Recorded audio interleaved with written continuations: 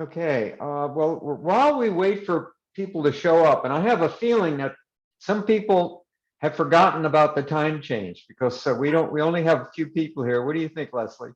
And some people may come aboard at 11 o'clock instead of 10:45. I think you should start and people know how to just, click into it when they join. Yeah, okay, well, I'll keep that in mind. I'll try to adjust the timeline so that when at 11 o'clock we start on something new and not in the middle of something. Okay, so I think what we're going to do today is we're going to do a regular Qigong routine exercises to loosen up a bit, and then I think what we're going to do is go back and do our teacup exercises that we started last week, because I think these teacup exercises are particularly good for develop upper body strength and increase circulation and loosen the joints. And if you're sitting, that's of course important. And also the teacup exercises are typically designed from the waist up, specifically designed from the waist up. Whereas a lot of other exercises in Tai Chi that we do also involve the core for the parts of our bodies or legs, basically from the waist down. And so this is a sitting Tai Chi class. So what I'm trying to say is that the teacup exercises are particularly germane and effective for this doing sitting Tai Chi in loosening up the joints in the upper body, because we're using our hands, our arms, our shoulders, and our spine, and not the extremities below that. Okay, that makes sense. So I'm going to continue doing those, and they also have quite a few applications. We learned a few of those. We investigated a few of those last time. When I mean applications, I mean martial applications. And the teacup exercise is from the Chen style Bagua, which is the style of Bagua that I learned. Chen style, C-H-E-N. There are at least 4 major styles of Bagua, Chen being one of them. And it's also known as a dragon hand or a dragon claw Bagua. Also sometimes known as dragon heart Bagua, Chen style. So, and that's very dear to my heart. I love Bagua, and I practice Bagua more than even Tai Chi in my daily practice. So let's start with taking a nice big opening breath. And what we're going to do is we're going to bring our hands out to the side. Take a deep breath. And we want to imagine that we're pulling or drawing up energy from the earth, and then bringing energy down from the heavens. And on the exhale, we're going to push the energy down and try to trap some of the energy, some of it here in the dantian, which is a point a couple of inches below the belly button and 3 or 4 inches back toward the spine. The dantian is an area that the Taoists believe is where qi is collected and then disseminated through meridians to the rest of the body for use. So once again, drawing up energy, pulling it down, collecting it, pushing the rest down, and dissipating the rest back down to the earth. Nothing is wasted here. And so let's now sit up straight, tuck your chin and raise your crown. And I'd like you to kind of roll your shoulders forward and hollow your chest and relax.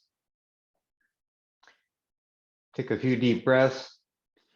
And now we're going to bring the hands up, arms outstretched, relax, fingers pointing down. Breathing in, turn the palms over with the fingers pointing out about 45 degrees and push down. And come up again. And now turn your palms in and pull in and breathe in. Turn the palms out and push out. Open your hands up, reach all the way back. Try to touch your shoulder blades together. Breathe in, exhale, breathe out.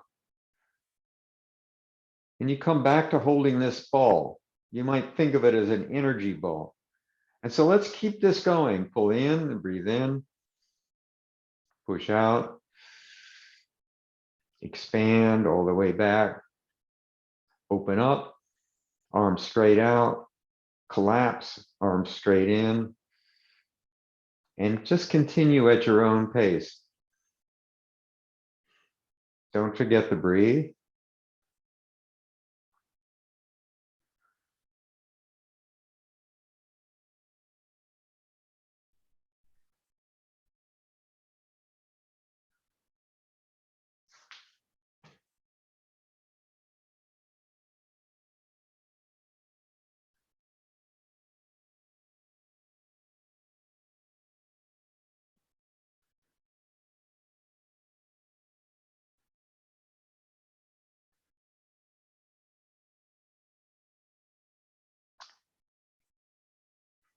And let's close. Turn the palms facing down and bring our palms down and relax at our waist. Or you can put your palms down on your lap, whatever, since we're sitting. Now, the three most important things, if you have to remember anything about Tai Chi, is the three most important principles are slow, relaxed, and sync. And sync is one of these terms that's a little bit hard to describe. But you'll often see people talk about syncing the energy to the dantian. Basically, syncing means lowering the center of gravity. And as we're sitting, we're not, obviously we can't, we're not bending our legs. Usually if you're standing and you're syncing, you can bend your legs as you push this energy down to the dantian. In the sitting position, it's a more metaphorical. You want to imagine sinking down, sinking the energy down as you push down. And what that's doing is it's establishing a firm connection between you and the chair, and between the chair and the earth. Okay. And so that's a feeling that we engender when we do all these Tai Chi movements, a feeling of being connected to the ground. And so when we move, we're always pushing against the ground. And in the case of sitting, since we're not using our feet, we're going to be using our bottoms. As we move, through these movements, we're going to try to imagine that we're sinking down into our chairs. All right. It's a more of a visualization technique that allows us to basically use energy more efficiently. So let's bring our hands up, holding this energy ball, and let's open and close. Okay. And now turning the palms in opposite direction. So my right palm is turning clockwise and turning up, and my left palm is turning in the same direction, but it's turning down. And that puts our palms in a position to block across and block down at the same time. We're blocking down and to the back. And we're coming across and turning the arm and looking at that palm. And then let's come back to center again. And then now we're going to go the other way. So the left palm is coming up. So we rotate them together. The right palm is turning down both going counterclockwise, and we peel off to the side with the left hand to block, or deflect. Deflect is a better term because block implies using a force to push aside, and that's not what we're doing. We're using a minimum amount of energy in Tai Chi, using a minimum amount of energy to deflect an oncoming force to the side. If we do it right, we don't even feel it. And a deflection is much more efficient force than simply blocking something aside, which imparts more energy. It requires more strength. Okay, so coming back to center, we deflect to the side and look, and we block down into the back. This is pure Qigong. Qigong is the mother of Tai Chi. Qigong has no martial intent, unlike Tai Chi, but the movements in Tai Chi were adapted directly from Qigong, all right? We're just moving back and forth from side to side. And as we stretch in the opposite direction, we imagine we're stretching a silk strand. And we imagine that these hands are actually connected, moving in the opposite direction.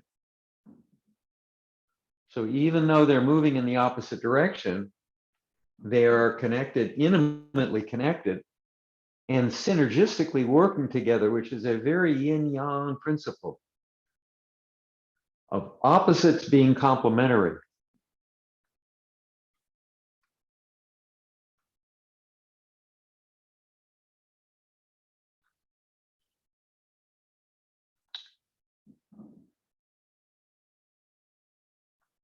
And as you stretch, you would breathe in. And as you come back to center, holding that ball, you breathe out, and then you repeat the inhalation to the other side.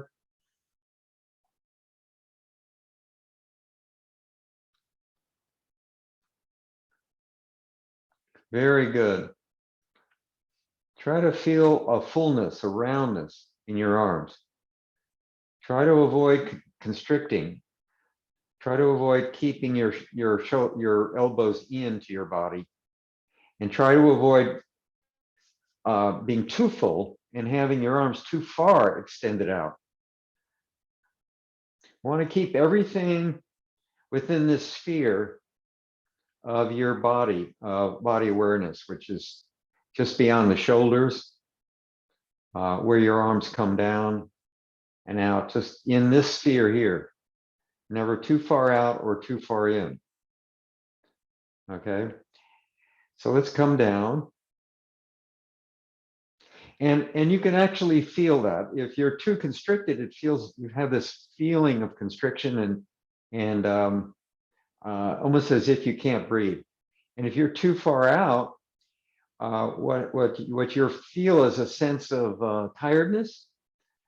Okay, you feel a kind of a sense of being uncomfortable and the difficulty in holding your hands out here, right? If this is done right, you can do it effortlessly, right? You can do this for hours and never get tired if they're done correctly. Okay, this is how Qigong builds strength. The movements are slow and gentle, but you're building strength in your muscles through these gentle isometric movements. Open and close. Okay, good. Now let's turn the ball over and pull it to one side as we turn around the waist. This is going to exercise the lower spine. So we're bringing the hands around 90 degrees to the front, turning around to the other side.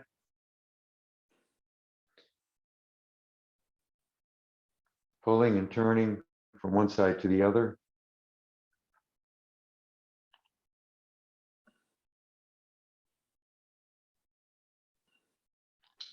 Try to feel and stretch in your lower spine.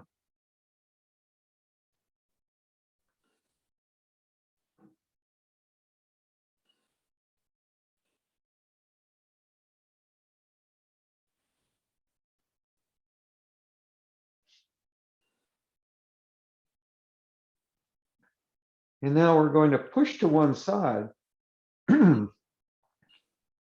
by extending the back hand, the top hand, straight out and turning the palm so it's slapping in front and bringing this lower hand up, jutting the elbow back and pushing back. So both fingers are pointing forward. The left elbow is jutted straight back. And our palms are lined up in the sagittal direction, facing the same, facing the wall on the left, on my left-hand side. So it's as if you're pushing something aside. The hands are lined up, okay?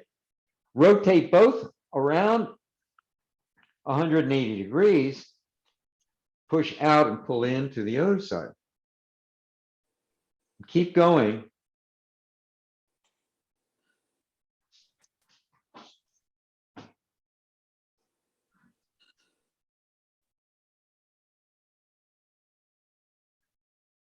Breathe in. Exhale as you come forward, breathe in to the other side and so forth.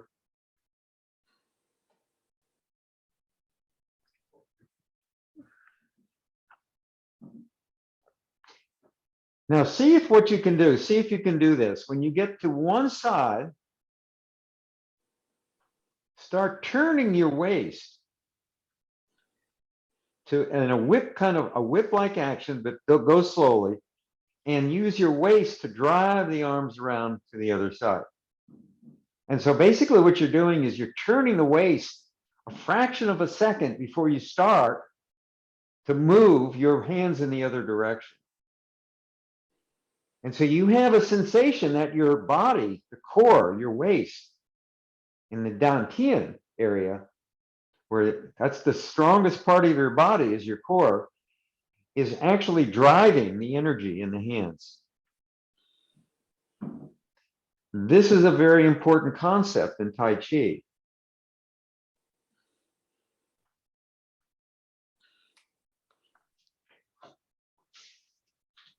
It's the waist that moves the, like an axle on a cart that actually moves the wheels, which are the hands and the arms.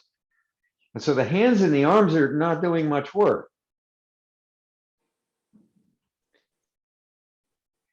Okay. The use of the waist allows you to drive more energy into the hands than just pushing the hands back and forth. Because if you do this without using the waist, you're just using your hands, and your hands will get tired and you won't have any energy. But if you use your core to drive these movements, you'll have energy. Same things when we do, you all know this movement of wave hands like clouds. Sometimes it's done like this. Sometimes it's done like this. Sometimes it's done like this. There's different styles. But once you change up and down, the hands don't move. It's your waist that moves, see?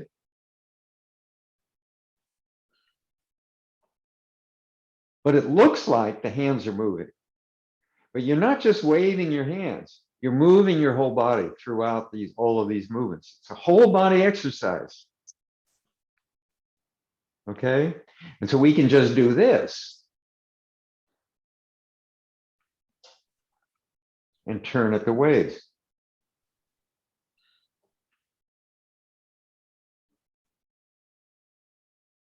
And so getting back to something I said earlier, that's why you can do this for hours without getting tired. Now, if you just use your arms and do this, and you just do this a few times, you're going to start to feel a weariness in your arms. It's what I'm feeling right now. Go ahead and try it. If you just move your arms back and forth. But if you move your waist, all you're doing is holding your hand, one arm here and one arm here, and then changing. You're not moving your hands, and so your arms don't get tired. Brilliant, huh?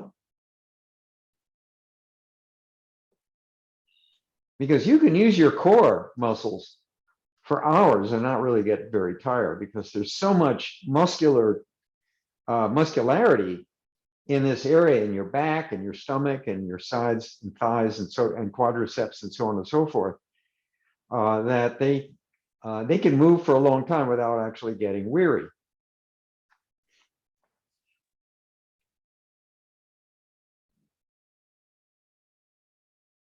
Make sense? Okay. Let's draw the hands back with the heart of the fist up.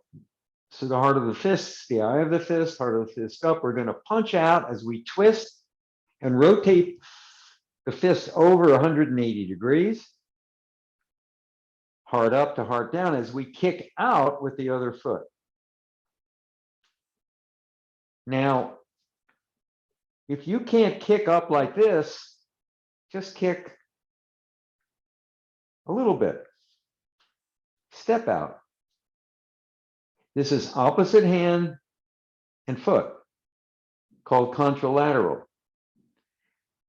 And if you can't kick, if you don't have the use of your legs, point your toe. Use this opportunity to exercise whatever God gave you.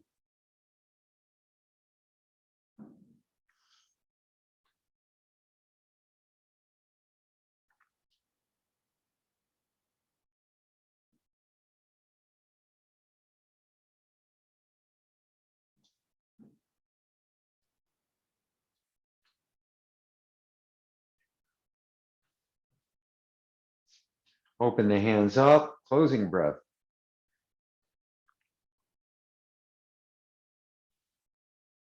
Good. Let's rotate our shoulders up and back and around.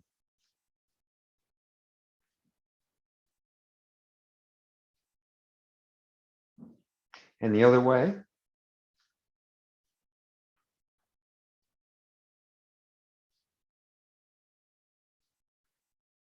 And now, wise owl looks back. Turn the head, look back.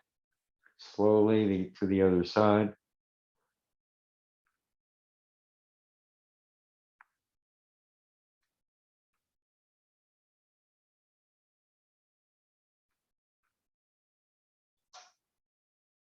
Okay, good.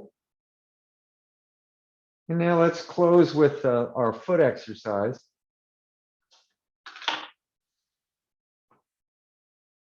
Putting one foot down. I don't know if you can see that or not. Lift your heel up and rotate from side to side. Now, if you don't have the use of your foot or your feet, take this opportunity to use what you have, and you can do the same thing with your wrists. So what we're doing here is I'm rotating my wrists, locking my elbows to my side, so you can isolate this movement. And I'm rotating my fists around my wrists, thumbs up.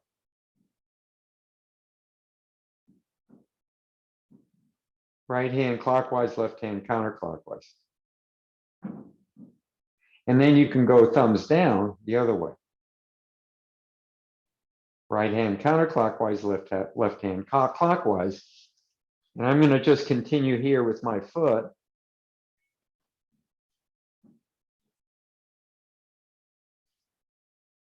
And now side to side, putting the foot down, just rock the foot side to side.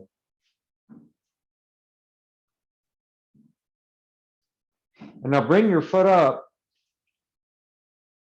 and rotate around 180 degrees. So this is more like the wrist exercise.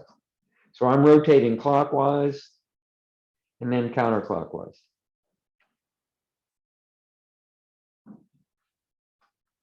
Same with the other foot.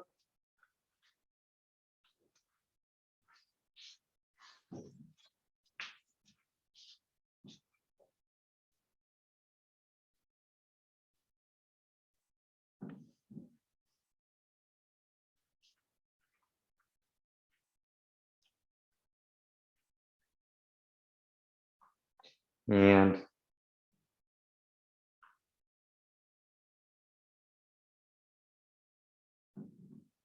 rotate around, circle, like your toe, moving your toe round in a circle, clockwise and counterclockwise.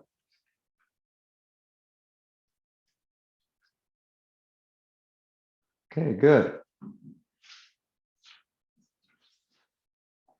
Another good one that I haven't mentioned yet, that I do every day, and it's a little hard to show you here. Is to if you can move your chair up to a wall or a post or a chair or the leg of another chair, whatever, in a movable surface. Let's see if I can demonstrate this. This is a real good one. So here I'm going to move this chair.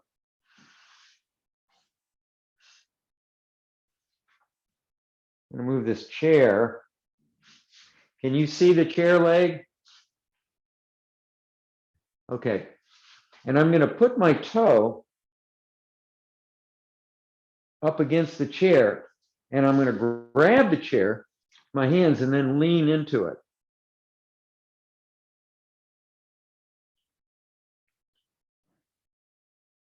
And now I'm going to do the other side. Now, maybe you can't do this now because you're not set up properly to do it, but this is an excellent exercise to stretch the Achilles tendon.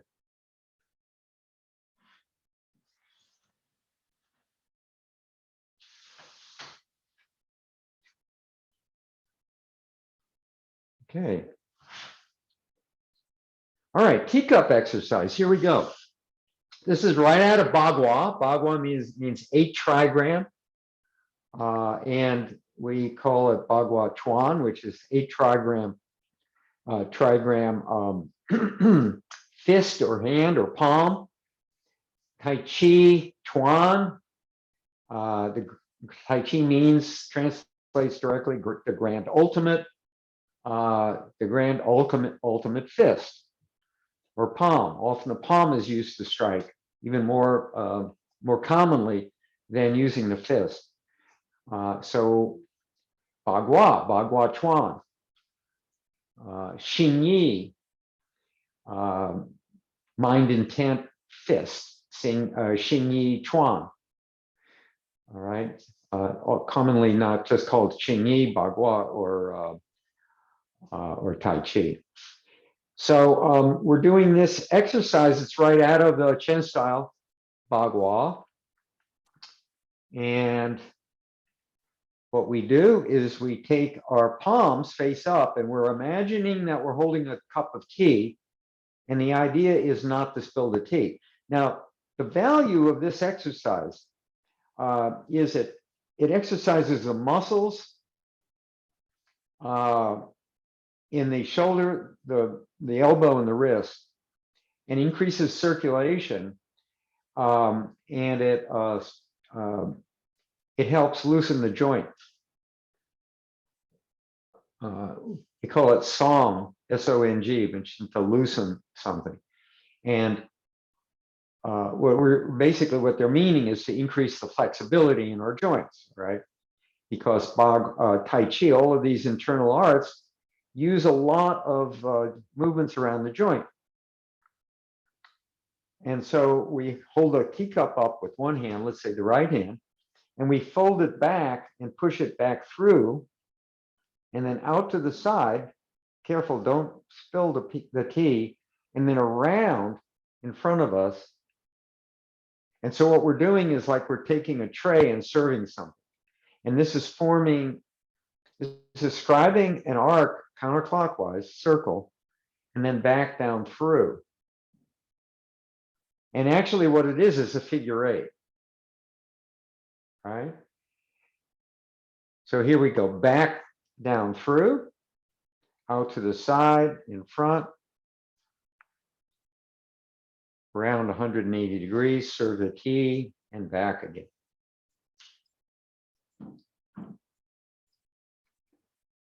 You can bring it around like this. Now I'm holding, like I'm holding a tray. Bring the tray out to the side, to the front, back through.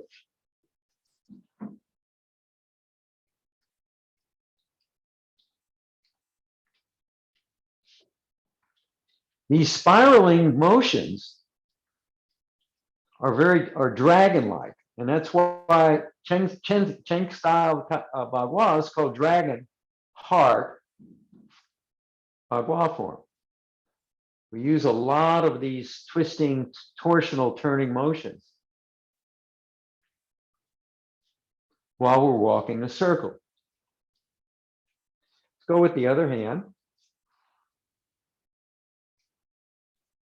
Back through, out to the side, rotate around.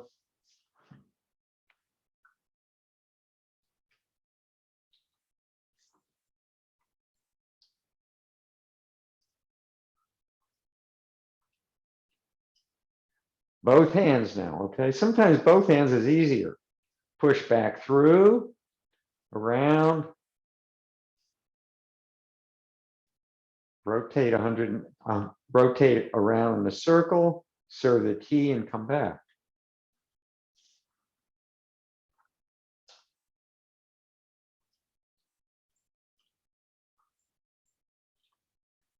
How you doing, Anthony? Good.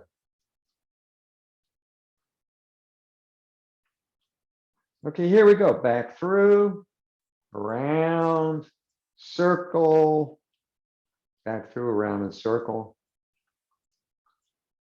Okay, and you can do it, if you can alternate.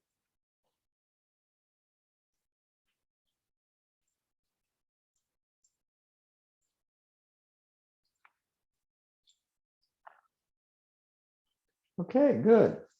Take a closing breath.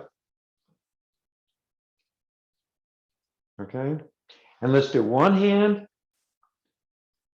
and then the other hand. Back around, serve the tea, back around, serve the tea. And now let's go the other way. We're going to, instead of going back to start, we're going to push out toward the screen, out to the side, around in the other direction, out to the side, back through to the screen, out to the side, around in a circle in front, holding the tea, out to the side, and through. So let's push out to the side, around,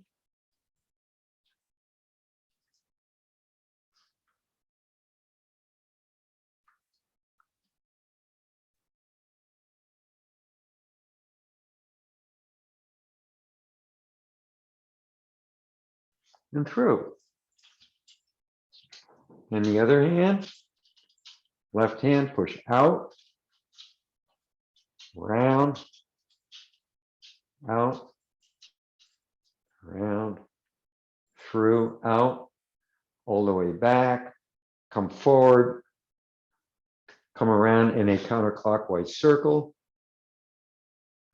back, through.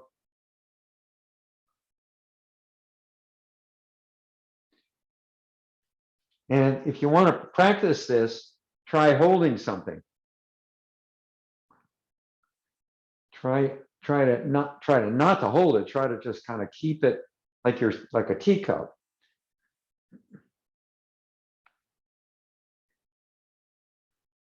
You take a watch, a coin. I would suggest you do not use your cell phone or a hot cup of tea because you will end up cleaning it up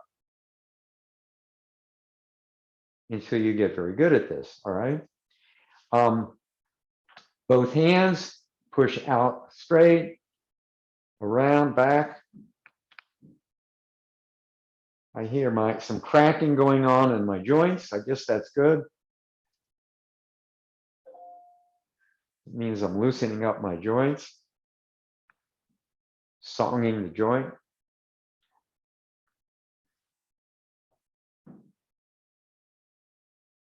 All right. And one hand in the other.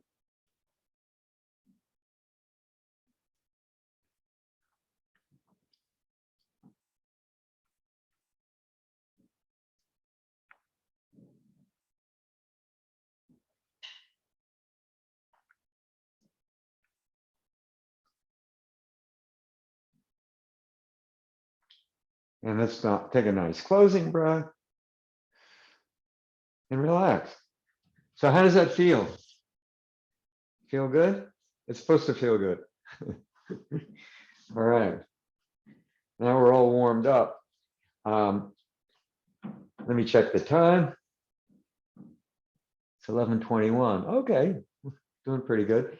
All right, let's do a couple of routines, a couple of moves from the 5 animal frolic Qigong, and the two that I like and I always open with are deer and tiger. So I like those two because deer and tiger are so different. One is a meek animal that makes a living eating grass and vegetables, and the other is a predator. And so they have very different dispositions, and the movements are quite different as well. All right. So when you do these animals, I want you to try to feel like you're invoking the spirit of the animal. Right. So you're actually going to feel the personalities of these animals as you do the movements, and the movements will lead you to that in a natural way. All right. So we're going to start with deer, and it's interesting that all of these 5 animal forms, this is very old Qigong, start out in very similar to the way Tai Chi starts out, with using what's called an opening movement or commencement. And the whole idea is to start in a state which is in Chinese is called wuji, and it's defined as a state of nothingness, of emptiness. And what you're doing is starting in that totally relaxed, empty state and drawing up energy into your body to go ahead and commence to be able to do something, which is to enter the form itself, okay, and complete the form. And when you're done with the form, you return back to that state of emptiness, okay? So that's the kind of feeling that we want to have when we're doing this. Bringing the hands up, fingers pointing down. Push down. Okay. And now we're going to push to the side gently,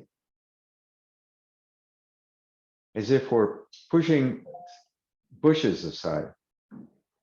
And we're going to push out and extend the arm with one hand. Do not lock your joint. You don't want to stretch completely out. Want a little bit of fullness in your hand as you push back in the opposite direction with the other hand. And you want to have your hand palm bent at as 90 degrees or as much as you can to the forearm, and the same with the back. You can see how it's 90 degrees or 70 degrees or as much as I can. And I want you to stretch, and as you stretch and push forward and look back, I want you to push forward and back. I want you to look back at that back hand. So you're sit up straight, don't bend over, maintain your posture, and turn and look back. And then we're going to switch the hands and look back in the other direction. All right. So this simulates a deer running through the forest, looking back.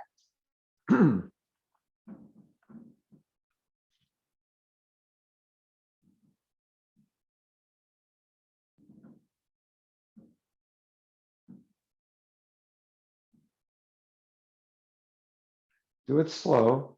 Take your time. Breathe. As you stretch out, you breathe in. As you go back and relax, you breathe out.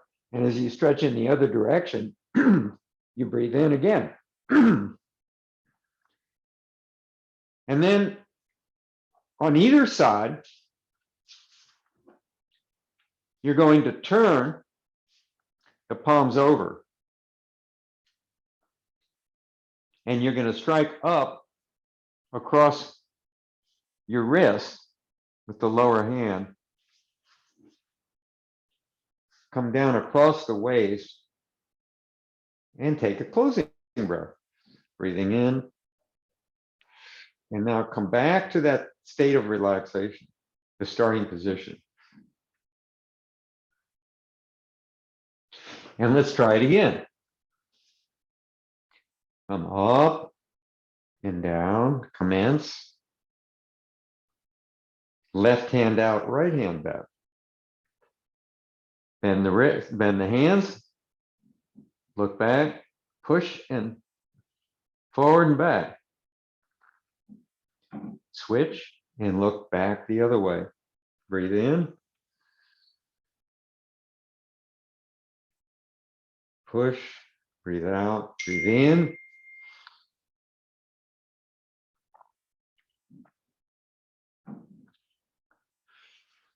Breathe out, breathe in.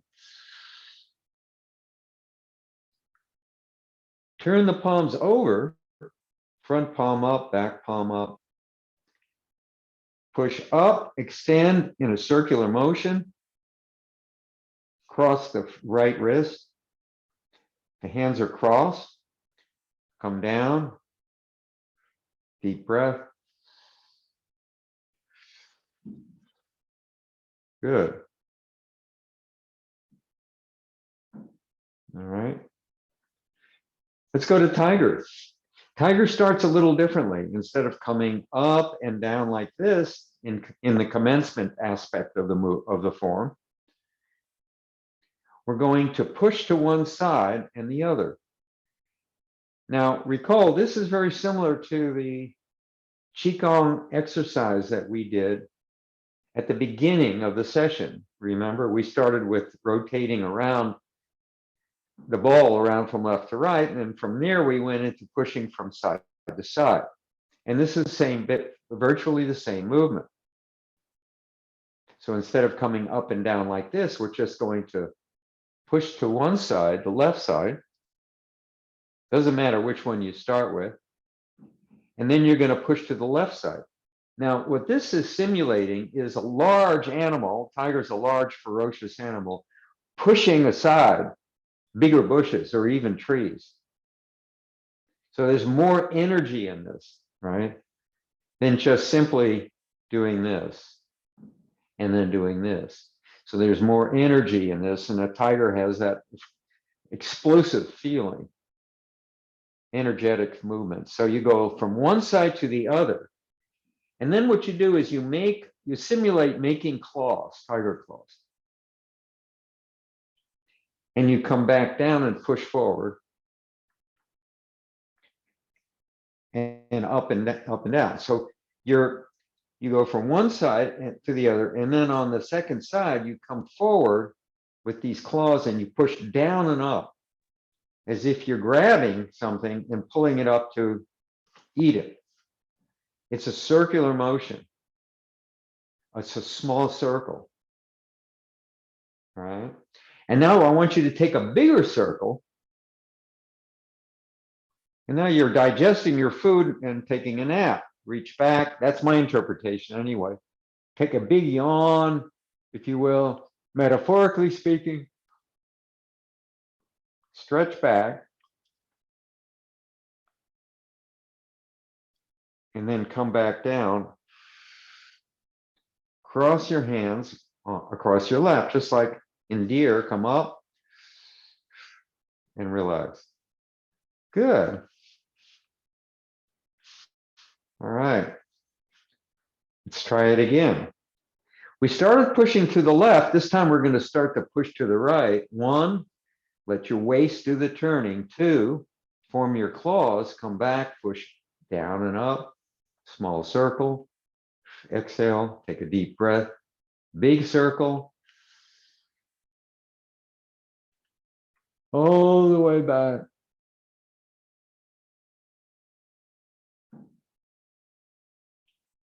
Come back down, cross your hands, and come up.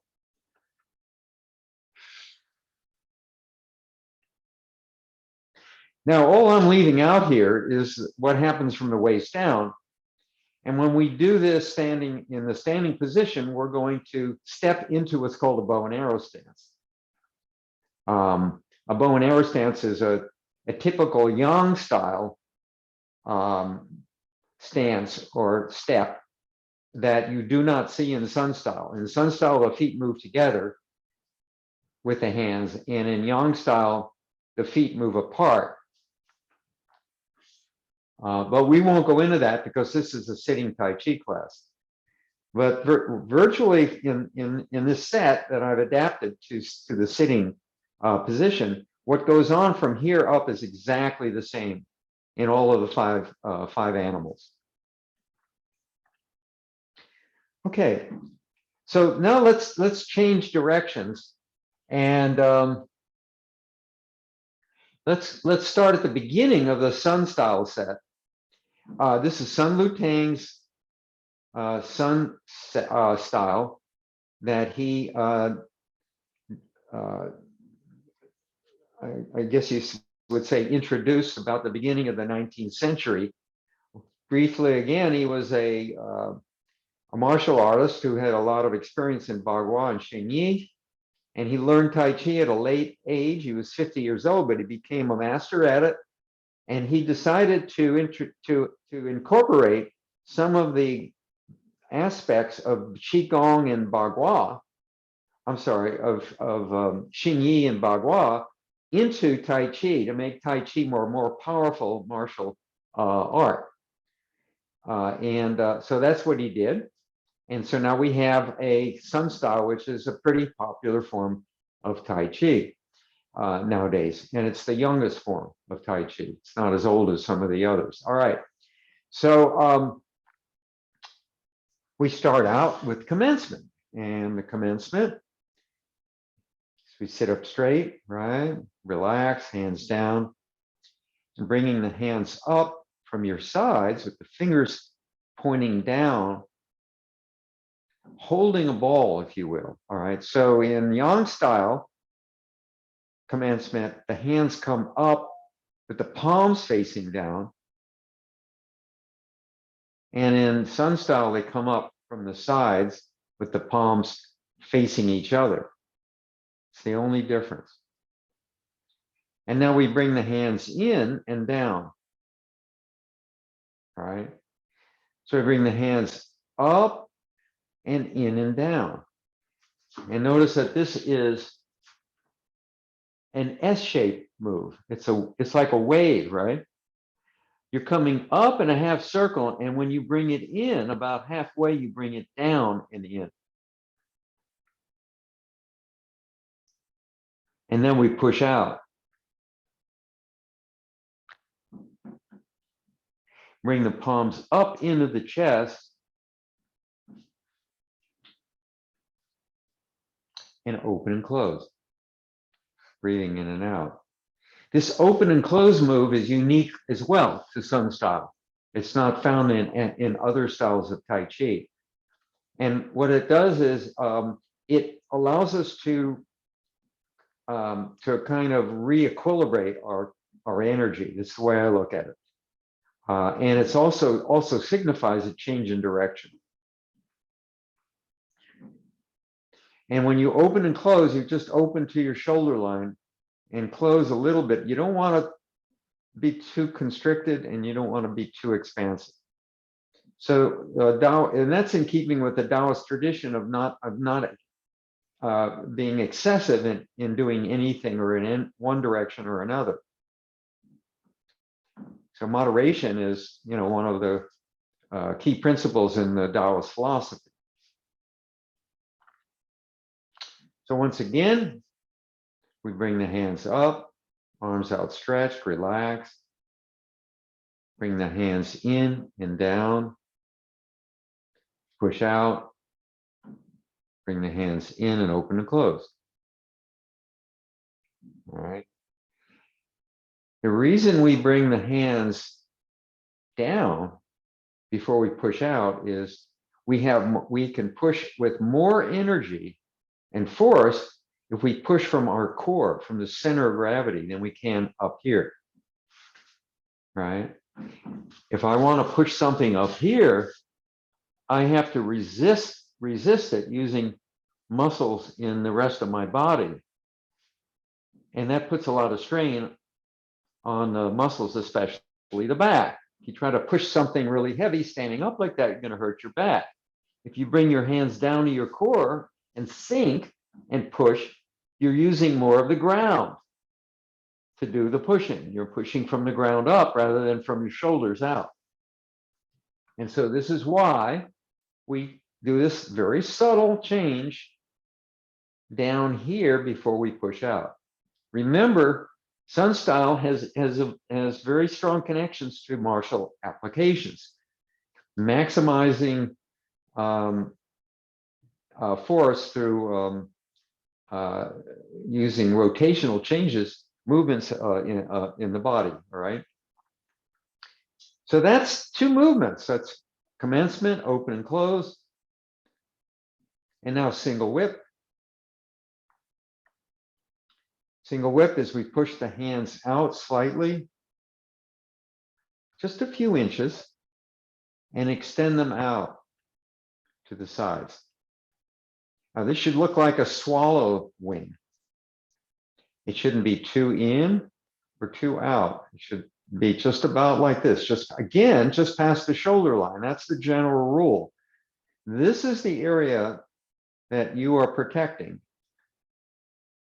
Right? This is your sphere of vulnerability. And so you don't want to get too far out. And if you're too far in, you're exposing your shoulders. So by keeping your hands in this area here, you can protect your core, your face. And so as we push out, we're going to lean slightly to the left. And now we're going to lean slightly to the right and to the left. So as we push out, this movement has another aspect to it. As we extend, we lean to the right, and then we lean to the left as we bring the right palm down in an arc, lining the right palm down underneath the left elbow. This left palm is up near the face, protecting the face. And this left palm is down here protecting the groin. So you'll often see people doing this or this or this and this. You want to have this here for a reason. The martial intent here is to protect your face and your groin. So this is why the hands are at this distance away, and this is important. So after open and close, we push out and extend, lean to the right, come up to the left, lining up on the left-hand side, getting ready for the next move, which is cloud hands. This cloud hands is going to be to the right. You imagine you're moving to the right. Now, when I ask you to lean to the right as we extend these hands out, pushing out and across, right? You want to have the feeling of grabbing, of pushing, of grabbing and stepping to the side, grabbing a wrist and pushing that person aside as you pull their wrist. That's the feeling. It also has the feeling, if you want, like you're opening a set of curtains. All right. I've heard some Tai Chi teachers use this metaphor: open the curtains and look at the beautiful morning. That's a nice thing to think about as well. But when you lean, I don't want you to lean like this. I don't want you to lean your head over. I want you to lean, if you can, is to extend your weight over your right buttock. and then come up back. Because what I'm trying to do here is do this form sitting in the same way you would do it standing up. And if you're doing it standing up, it would look like this.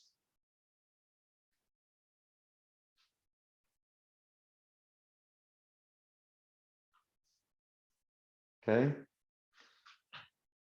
So we're going to do it with fidelity, the same way we'd do it standing up, sitting down. And so there's that little movement of the body to the left and to the right and to the left, trying to keep your crown suspended as we do this. So it's 1, 2.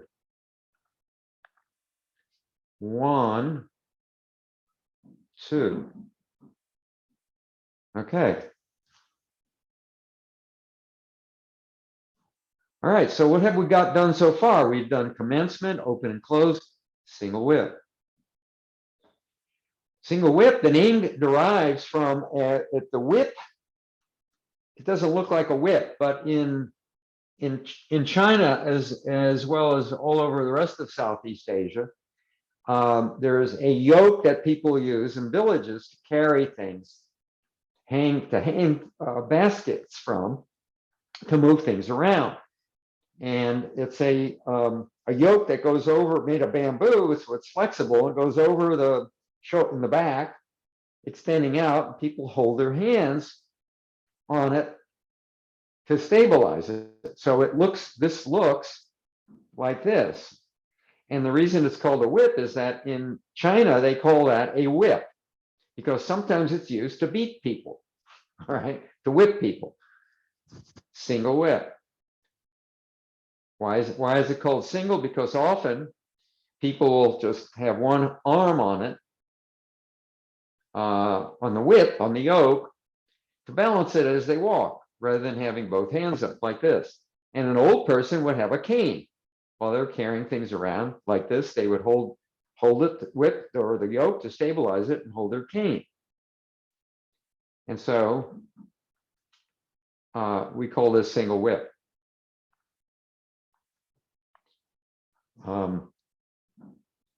Those are the three movements. Now, we end up, after single whip, coming back to the left-hand side. And that's just setting up for the next move, which is cloud hands. But to get to there, we have to switch the hands up. Because in cloud hands, we are moving the lower hand, the fingers have to point in the direction that we're moving, which is to the right, right? So we don't want to move like this, because the fingers are moving out and across. And the reasons why we don't want to move our hands like that, which I won't go into. But when we move, we have to switch. And you can remember this because you want to get the lower hand in a position where, as you turn, the fingers are moving in that direction. Now, the reason for that is, okay, I'll go into it, is it doesn't make sense to do this. Why doesn't it make sense to do it this way? Because what we're doing here is reaching under and picking up a leg or an arm as it's coming, kicking us or striking us, and moving it out of the way in a circular motion. So you can imagine if I were to come up here and kick you, and you were set up this way, you wouldn't be able to do anything with that hand. I guess you could block or cross, but if you're in this position, you could just reach under that kick and lift that leg up and throw it over. So that's why you want to change the hand.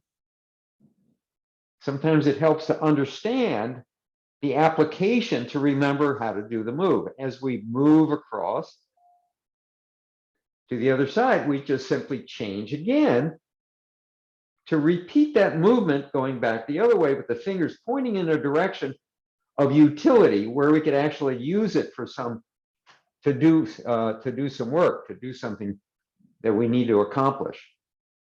And so when we do this move, it's going to look like this.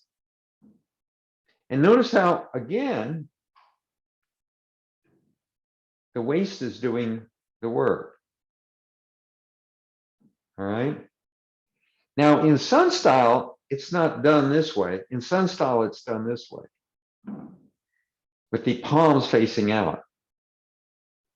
It really doesn't matter as long as your fingers are going in the right direction. And sometimes the upper hand will actually turn.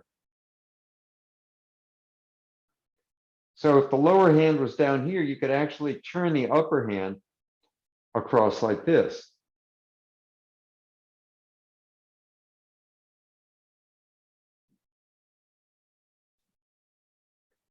And what we're doing here is using a ward-off technique. You can imagine a strike coming in, you're just deflecting it across.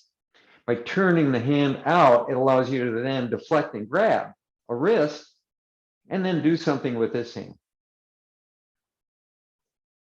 So there's different ways to do cloud hands, but we're going to just do it this way.